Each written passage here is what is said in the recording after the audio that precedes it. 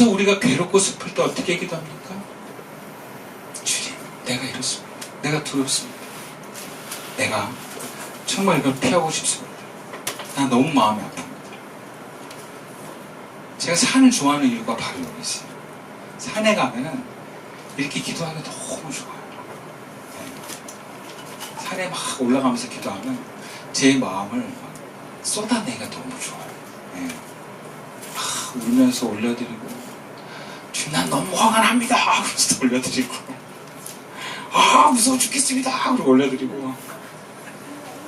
제가 특히 설산을 좋아하거든요.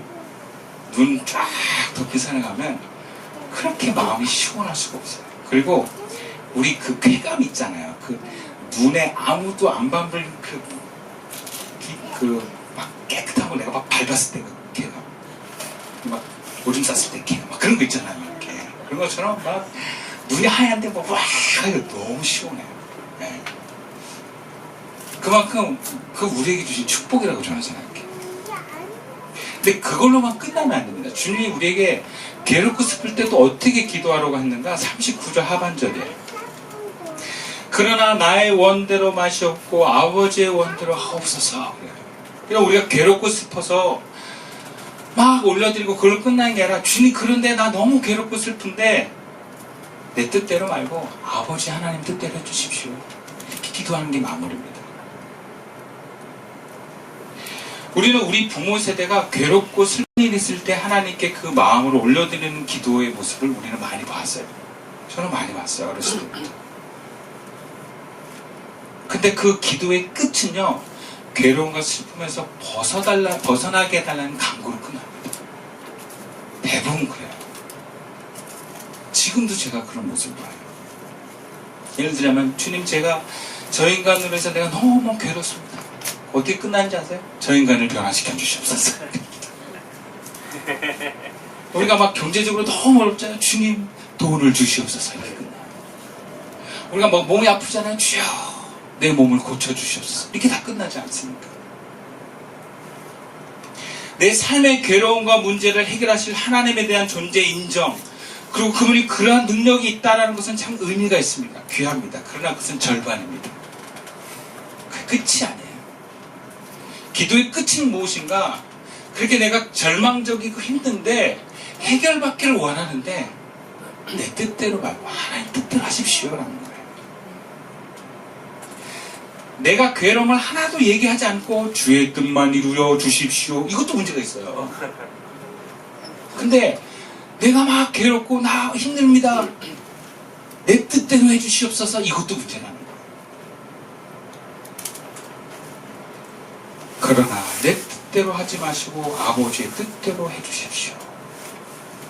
이것은 단순히 괴로움이 사라지게 해달라는 기도가 아닙니다. 슬픔을 멈추게 해달라는 기도, 괴롭과 슬픔이 멈춰지도록 환경을 바꾸게 해달라는 기도가 아닙니다. 이것은 내가 여전히 괴롭고 슬프다 할지라도 주님의 뜻이 세워지는 것이 먼저입니다라는 고백입니다. 그리고 그것은 주님 그 뜻이 먼저 이루어질 때 나에게 더 복되실 것을 믿습니다라고 하는 신뢰에 대한 고백입니다. 여러분, 우리가 하나님이 우리에게 허락하신 삶에서 내 뜻대로 하지 마시고 아버지의 뜻대로 해달라는 건 하나님의 뜻에 전적으로 나를 굴복하는 기도입니다. 이 상황을 내가 받아들이겠습니다. 그래서 어떻게 해요? 내가 변하겠습니다는 고백이에요. 고쳐주십시오, 괴롭지 않게 해주시라는 건 무슨 고백입니까? 나는 그대로고 환경을 바꿔달라는 고백이에요. 나는 변하지 않겠다라는 거예요. 그리고 오늘날 기독교인이 왜 비난을 받습니까? 우리는 잘못한 게 없고 세상이 잘못했다고 얘기를 하면서 자기 변화를 이루지 않기 때문에 비난을 받는 거예요.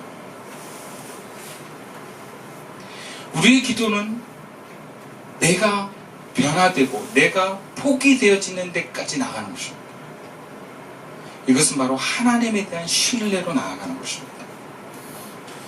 그다음 우리가 이런 기도를 할 때 무엇이 우리에게 도움이 되겠습니까? 왜 우리는 내 마음대로 기도하면 안 됩니까? 우리가 내가 포기되지 않는 기도를 하면 나는 그대로 있습니다. 그러면 하나님과 나 사이가 좁혀질 수가 없어요. 내가 바뀌지 않으면.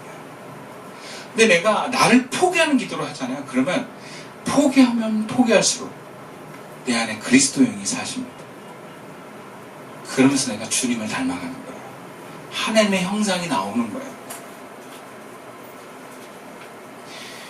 내가 어떤 사건에 화가 나는 사람인데 사건을 통해서 화가 안 나게만 만들어주면 그런 상황이 동일하게 했을 땐 또 화를 내는 사람이 돼요.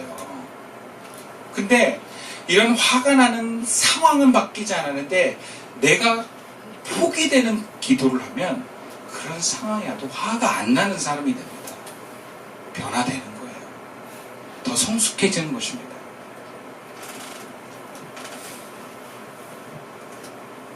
그래서 우리가 주의 쓴잔을 마시는 경험을 할 때 여러분 이 쓴잔의 괴로움과 고통을 첫 번째는 내 연약함으로 받아들이시고 또는 내가 잘못한 것이 없는 가운데 느끼는 괴로움과 슬픔이라면 아 이건 주님의 괴로움과 슬픔이구나 라고 받아들이십시오. 여러분 예수님이 제자들이 두렵고 슬픈 것에 기도하는 것보다 내 두려움과 슬픔에 기도하기를 원하셨어요. 그러니까 우리가 처음에는 내 개인적인 연약함으로 인한 두려움과 슬픔으로 기도를 시작합니다. 근데 이 기도가 점점 발전이 되면 주님의 아픔에 함께 아파하면서 기도가 나오기 시작해요. 하나님이 허락하신 만큼의 괴로움과 슬픔을 우리가 경험하면서 하나님이 원하시는 기도를 하는 사람이 되는 거예요. 그래서 우리가 일단 무조건 내 안에 괴로움과 두려움과 슬픔은 다 하나님께 올려드리면서 기도의 소재로 삼으셔야 돼요. 그리고 점점점 내가 잘못한 것이 없는데 내가 왜 이런 괴로움을 당해야 되지? 그럴 때 주님의 괴로움이구나 하고 또 올려드리면 돼요. 주님 아프시는군요. 주님도 이걸 괴로워하시는군요. 여러분 그렇게 기도하는 게 주님이 우리에게 원하시는 기도입니다. 그럼 비난하면 그 사람의 수준에서 올라갈 수가 없어요. 근데 그들의 연약함과 슬픈 모습을 끌어안으면 우리는 변화될 수 있습니다. 주님의 마음에 우리가 함께하게 될 때 우리의 기도는 하나님의 뜻에 맞는 기도를 하게 됩니다. 그리고 하나님의 뜻에 맞는 기도를 하면 하나님이 일하십니다. 여러분 모세가 이스라엘 백성들이 모세가 시내산에 올라가는 동안 우상 숭배를 합니다. 황금 송아지를 만들었다 막 절을 하고 우리를 인도에는 신이다 막 그래요. 하나님이 진노합니다. 이 백성들을 다 없애버리겠다 그래요. 그때 모세가 주여 당신의 백성을 벌하시려면 나를 생명책에서 집어버리십시오 그래요. 모세의 중복이더라고요. 그때 하나님이 모세의 기도를 받으십니다. 모세 너만 살려주고 이 백성 다 진노에 다 없애버리겠다는 하나님이 모세 때문에 봐주십니다. 그냥 모세 때문이 아니라 사실은 그 모세의 마음이 하나님의 마음이었어요. 그 하나님의 마음을 모세가 얘기해줬기 때문에 하나님이 이스라엘 백성을 용서하신 것입니다. 여러분 오늘날 하나님은 이 세상의 죄악과 어떤 너무나 잘못된 모습을 향해서 하나님의 사람들이 하나님의 마음으로 대변하기를 원하시는 거예요. 마치 하나님 편에 있는 것처럼 비난하고 삿대질하는 걸 원하는 것은 하나님 뜻이 아닙니다.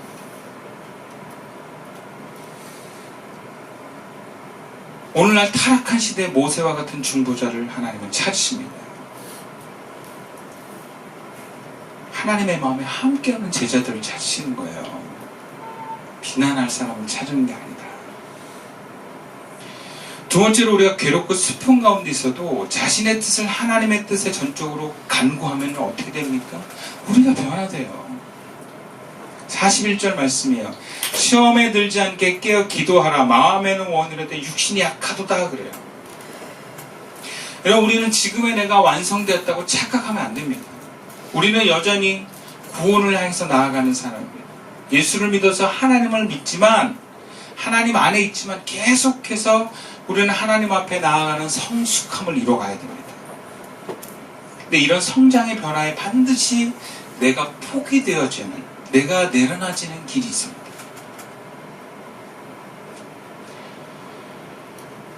그래서 내가 괴롭고 지금 당장 벗어나고 싶지만, 슬픔에서 벗어나고 싶지만 그걸 겪어나가는 거예요. 네, 그것이 나의 변화의 기회이고 통로이고 나의 죽음이기 때문에. 그래야 다른 사람이 됩니다. 나의 뜻이 내려놔지고 주님의 뜻에 나를 계속해서 순종하고 나아가는 것은 결국 주님의 뜻에 내 몸과 감정과 생각이 하나가 되어가는 것입니다. 그러면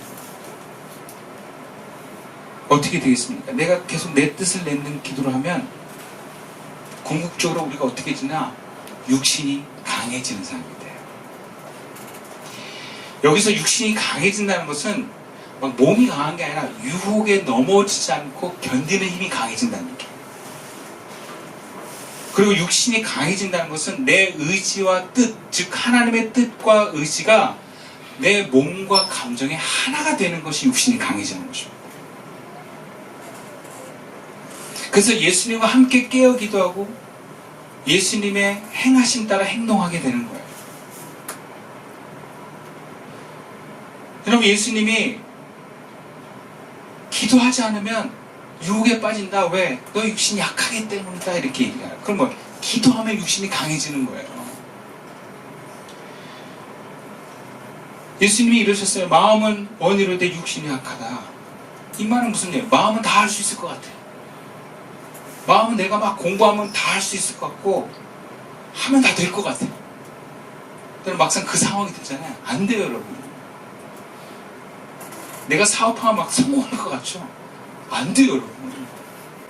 저 개척하면 3년 안에 막 다 자립할 줄 알았어요. 안 그래요, 여러분. 마음은 다 원하죠? 안 돼요. 살아보세요. 안 되는 게 정말 많아요.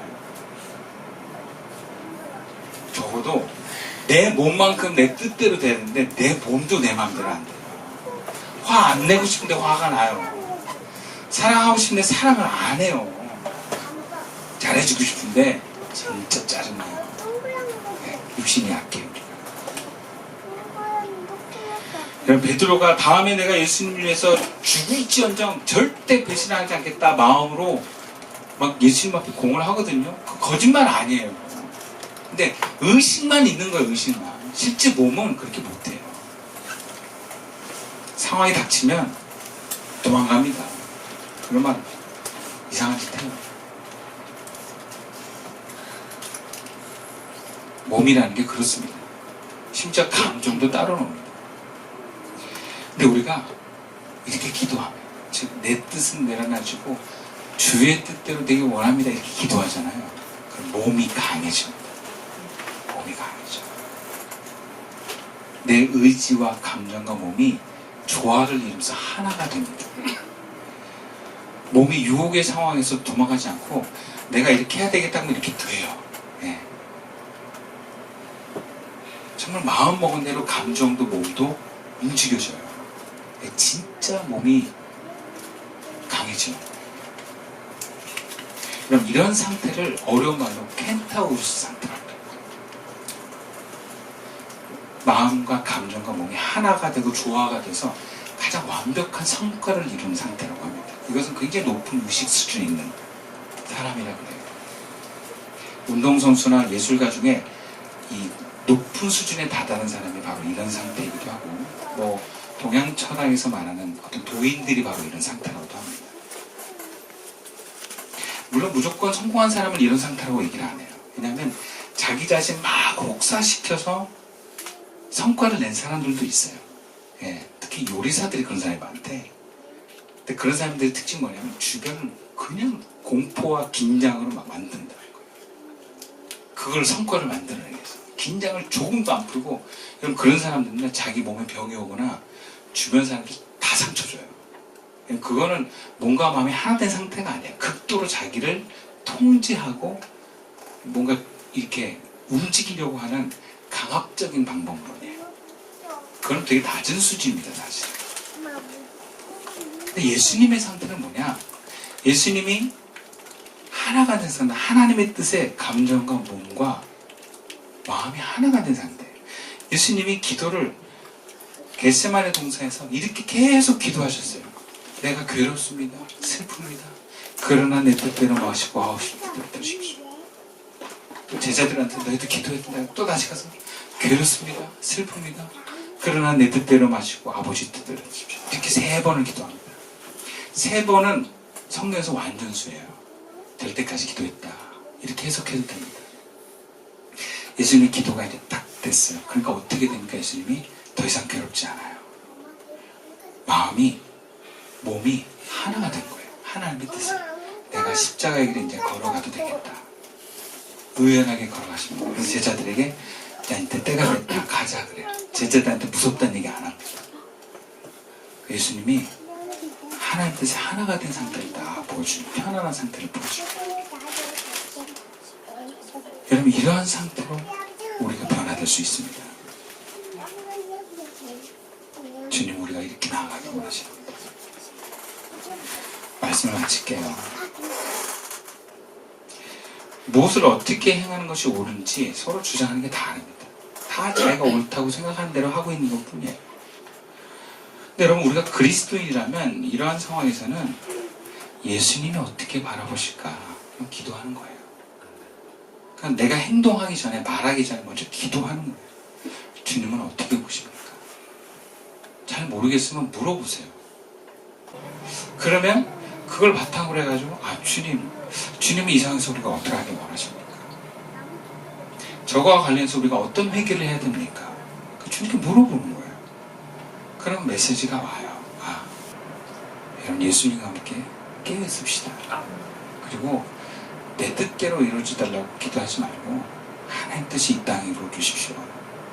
이 나라를 향한 하나님 뜻이 하늘에서 이룬 것처럼 땅에서 이루어 주십시오라고 기도합시다. 그러면 주님이 일하실 것입니다.